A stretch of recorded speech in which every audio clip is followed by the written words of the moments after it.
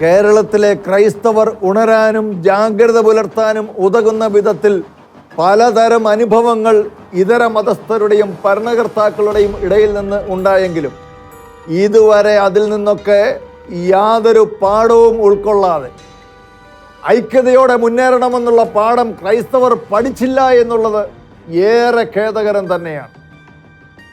കേരള ചരിത്രത്തിലെ നവോത്ഥാന ഏടുകളിൽ നിന്ന് ക്രൈസ്തവ നാമധാരികളായ നവോത്ഥാന ശില്പികൾ ആസൂത്രിതമായി നിഷ്കാസനം ചെയ്യപ്പെട്ടു. ക്രൈസ്തവർ പരിഭാവനമായി കരുതുന്ന നാമങ്ങൾ ആവിഷ്കാര സ്വാതന്ത്ര്യത്തിൻ്റെ പേരിൽ കുത്തുകാഴ്ചയാക്കപ്പെട്ടു. തലമുറകളിൽ ചിലർ പ്രണയത്തിൻ്റെയും ലഹരിയുടെയും മറവിൽ ചതിക്കപ്പെട്ടു. തൊഴിലിനും കിടക്കാടത്തിനും വേണ്ടി സമരം ചെയ്ത ക്രൈസ്തവർ തീവ്രവാദികളായി ചാപ്പകൂത്തപ്പെട്ടു. ഒരു ക്രിസ്മസ് നാളിൽ യേശുക്രിസ്തു വ്യഭിചാര സന്തതിയായി ഒരു മത തീവ്രവാദിയാൽ അവഹേളിക്കപ്പെട്ടു. മറ്റൊരു തീവ്രവാദി ഇപ്പോൾ പുൽക്കൂട് തകർത്ത് ക്രൈസ്തവരെ വെല്ലുവിളിച്ചു.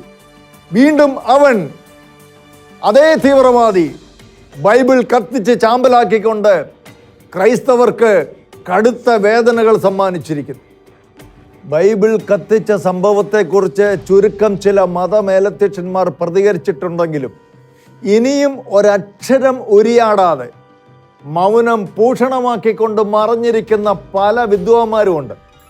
അവരാരെ പേടിച്ചിട്ടാണ് ഇങ്ങനെ മിണ്ടാതിരിക്കുന്നത്?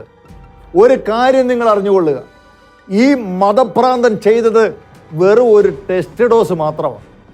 ക്രൈസ്തവരുടെ പ്രതികരണശേഷി അളക്കാനുള്ള ഒരു സാമ്പിൾ ഡോസ്. ഇവർ നാളെ സ്വയം പൊട്ടിത്തെറിച്ച് നിരപരാധികളെ കൊന്നൊടുക്കിയാലും നിങ്ങൾ ഈ മൗനം തുടരണം. കാരണം നിങ്ങൾ നോക്കുന്നത് നിങ്ങളുടെ സ്വന്തം സുഖവും സുരക്ഷിതത്വവും നിലനിൽപ്പും മാത്രമാണ്. ഇനി ഭരണസിരാകേന്ദ്രങ്ങളിൽ ഇരിക്കുന്ന രാഷ്ട്രീയക്കാരോടും നിയമപാലകരോടും ഒരു ചോദ്യം. ഇന്ന് പരസ്യമായി ബൈബിൾ കത്തിച്ചവൻ നാളെ മനുഷ്യബോംബായി പൊട്ടിത്തെറിച്ചാൽ, നിരപരാധികളെ കൊന്നൊടുക്കിയാൽ ആര് അതിൻ്റെ ഉത്തരവാദിത്തം ഏറ്റെടുക്കും? സ്വർഗത്തിൽ പോകാനും ഹൂറികളോടൊത്ത് ആറാടാനും മദ്യപ്പുഴയിൽ നീന്തി തുടിക്കാനുമൊക്കെ നിരപരാധികളെ കൊന്നൊടുക്കുന്നത് മാർഗമായി സ്വീകരിക്കുന്ന ഇവരെ പോലെയുള്ളവരെ നിയന്ത്രിക്കാൻ നിങ്ങൾക്ക് കഴിയുന്നില്ലെങ്കിൽ ഇവിടെ ഇങ്ങനെ ഒരു ഭരണകൂടം എന്തിന്?